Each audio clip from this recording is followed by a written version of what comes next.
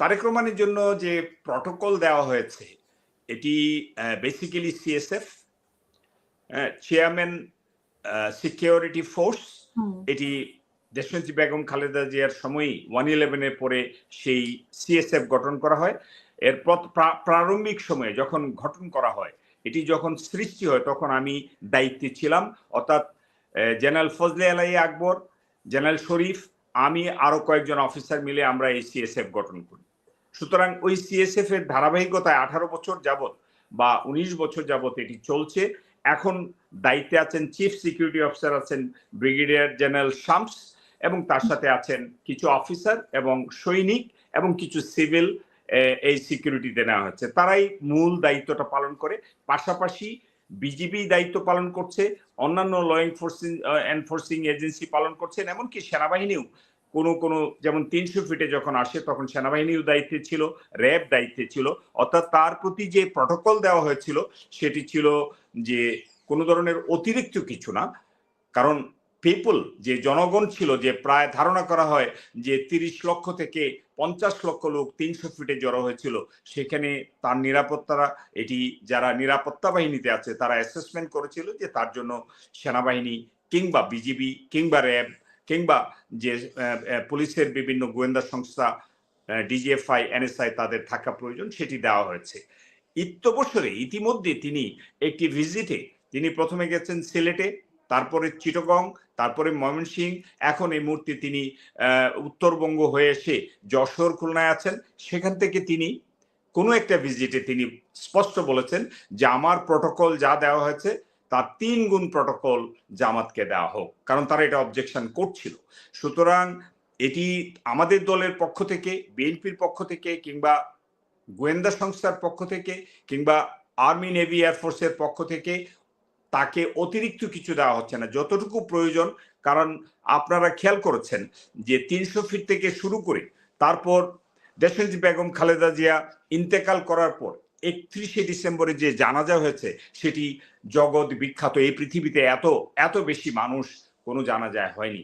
সুতরাং এই বিশাল মানুষ, কোটি মানুষের জন্য যে নিরাপত্তা প্রয়োজন ছিল, এখানে সরকার ছিল, প্রধান উপদেষ্টা ছিল কিংবা ডিপ্লোমেটরা ছিল, তাদের নিরাপত্তার জন্য এটি বাংলাদেশের স্বার্থে, আমাদের স্বাধীনতা সার্বভৌমত্বের স্বার্থে এখানে ডেপ্লয়মেন্ট ছিল হাইয়েস্ট।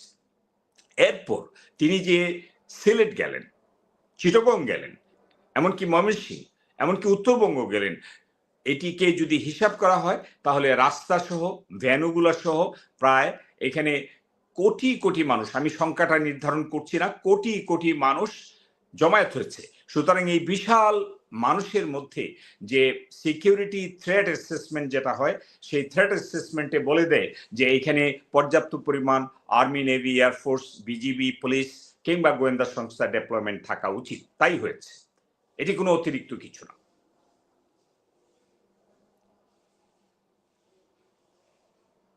সরি, আমার মাইক্রোফোনটা অফ ছিল। এর আগে নিশ্চয়ই আপনি খালিদুজ্জামান আরেকটি কথা যে বলেছিলেন, সেটাও ভাইরাল হয়েছে খুব, যে ঢাকা শহরে একটি সিটও দেওয়া হবে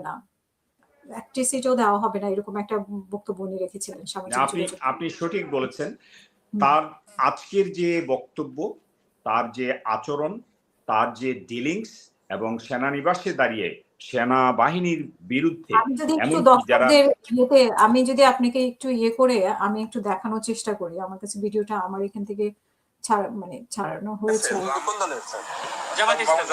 বুঝতে পারছি স্যার, আমাদের ক্যান্টনমেন্টের নিরাপত্তার সাথে ক্যান্টনমেন্টের গান নিয়ে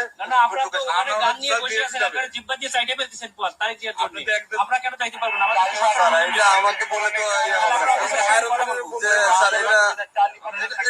স্যার আপনি এই হিসেবে দেশটাকে পরিকল্পিতভাবে ধ্বংসের দিকে নিয়ে যাচ্ছেন, আবার পরিকল্পিতভাবে ধ্বংস করতেছেন আপনারা। দিস ইজ টোটালি দেশটাকে টোটালি সেনাবাহিনী কিছু অফিসার, আমি আপনাদের তো যাওয়া নিষেধ করি না স্যার। বাংলাদেশের সেনাবাহিনীকে আপনারা বিতর্কিত করতেছেন, সরাসরি ডিসক্রিমিনেশন করতেছেন আপনি। একেবারে সরাসরি আমি পরিবেশ সেনা প্রধানের সঙ্গে কথা বলবো, স্যার বলতে পারেন স্যার। হ্যাঁ, আপনি কথা বলে দেন, কিন্তু আবার গাড়ি আটকে রাখবেন কেন? আমি তো স্যার আপনাকে, না আপনি তো আটকে রাখছেন। আমি তো স্যার আপনাকে যাইতে দিলাম স্যার, আমি তো আপনাকে আপনারা আমাকে একটু সহযোগিতা করবেন। আমার টোটাল সেনাবাহিনী এদেশের সম্পদ, এই সম্পদকে আপনারা বিতর্কিত করতেছেন। হ্যালো, জি আমাকে শুনতে পাচ্ছেন?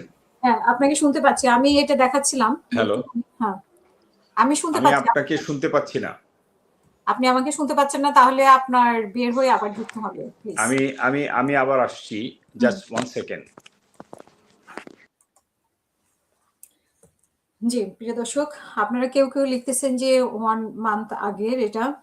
তো আজকে আমরা দেখেছি বা ভিডিওটা আজকে এসেছে। সো এখানে যেখানে রিপোর্ট হয়েছে সেখানেও লেখা নেই এটা 1 মান্থ আগের নাকি আজকে। সো এটা নিয়ে একটা কনফিউশন আছে। আমি মিজু সিদ্দিক আসছে। জি, আপনি বলছিলেন, কথা বলছিলেন। আমি একটু দেখানোরও চেষ্টা করছিলাম যে আসলে হয়েছে কিনা উনার সাথে। উনি যে এটি এটি এটি ভাইরাল হয়েছে, আর তার বক্তব্যটি ছিল এটি ঔদ্ধত্যপূর্ণ, অশোভনীয়, যে ঢাকার একটি আসনও 18টি আসন থেকে একটি আসনও বা 20টি আসন থেকে একটি আসনও তারা দিবে না। এই বিষয়টি তাদের অতীত ইতিহাস, জামাতের এই স্বাধীনতা উত্তর যতগুলো নির্বাচনে এসেছে এই ইতিহাসে ঢাকার কোনো আসন পেয়েছে বলে আমি জানি না। তো তার এই বক্তব্য কোথায় দাঁড়িয়ে? ঢাকা 17তে দাঁড়িয়ে। ঢাকা সেনানিবাস, বনানী, গুলশান, বারিধারা, এই ঢাকা 17র উপরে দাঁড়িয়ে তিনি যে কথা বলছিলেন সেটিকে তার দুদিন আগে তিনি করাইল বস্তিতে যে নাচানাচি করলেন, এবং আজকে যে তিনি ঢাকা সেনানিবাসে দাঁড়িয়ে যে আপত্তিকর মন্তব্য আমাদের এখানে কেউ বলছে যে এটা 1 মাস আগের ফুটেজ। যে মানে ফুটেজটা যাই থাকুক, তিনি যে বলেছেন যে একটি আসনও তারা ছাড় দিবে না, তার সাথে এই আজকের যে বক্তব্য, এবং এতে বোঝা যায় যে তিনি মূলত ব্যক্তিত্বহীন। তার ধ্যান ধারণা বা বিবেক বিবেচনা বাংলাদেশ সেনাবাহিনীকে নিয়ে যদি এমন একটি ঔদ্ধত্যপূর্ণ কথা বলতে পারে, এমনভাবে আচরণ করতে পারে যা জাতি কখনো শুনে নাই, সুতরাং সে যা ইচ্ছা তা বলতে পারে। আমার কাছে মনে হচ্ছে সেটি গুরুত্বপূর্ণ। নিশ্চয়ই দেখেছেন, সেনাবাহিনী বলছে আপনাকে তো আমরা যেতে বাধা দিচ্ছে না, আপনি যেতে পারেন। কিন্তু উনি গানম্যান নিয়ে যে যাবেন, অস্ত্র সহ ঢুকবেন, এটা নিয়ে আপত্তি ছিল। মিলিটারি পুলিশ যে চেকপোস্টে দাঁড়িয়েছে, যে মিলিটারি পুলিশ, উনি আর্মি, নেভি, এয়ারফোর্সের একজন এনসিও হোক বা একজন সৈনিক হোক, তিনি নীতিমালা, বিধিমালা অনুযায়ী কাজ করছেন। তিনি তার ঊর্ধ্বতন কর্মকর্তাকে জানিয়েছেন, তার সাথে কথা বলিয়েছেন। এতগুলো প্রসিজারের পরেও তিনি অফিসারের সাথেও তিনি আপত্তিকর কথা বলেছেন যে আপনারা জিহ্বা দিয়ে চেটে পরিষ্কার করে দেন তারেক জিয়া যখন যায়। তো এই বক্তব্যটা ছিল খুবই আপত্তিকর। মূলত তিনি যে একজন হালকা মানুষ, তিনি যে এই আসনে একজন মেম্বার অফ পার্লামেন্ট নির্বাচিত হওয়ার মতো যোগ্যতা রাখেন না সেটি তিনি প্রমাণ করেছেন, এবং জামাতের জন্য তিনি ক্ষতি করেছেন। আজকে তার জন্য তো করেছেনই, এন্টায়ার জামাতের জন্য সেটি ক্ষতিকর। কারণ মানুষ এই ঢাকা 17 আসনে তিনি পরিচয়টাই প্রথম দিয়েছেন আমি তারেক জিয়ার প্রতিদ্বন্দ্বী। তিনি যে নিজে প্রতিদ্বন্দ্বী এটা না বলে আমি তারেক জিয়ার প্রতিদ্বন্দ্বী, ভালো কথা, সত্য কথা, নাইস, বাট পরের কথাগুলো ছিল অত্যন্ত নিম্নমানের। কিন্তু আপনার কি মনে হয় যে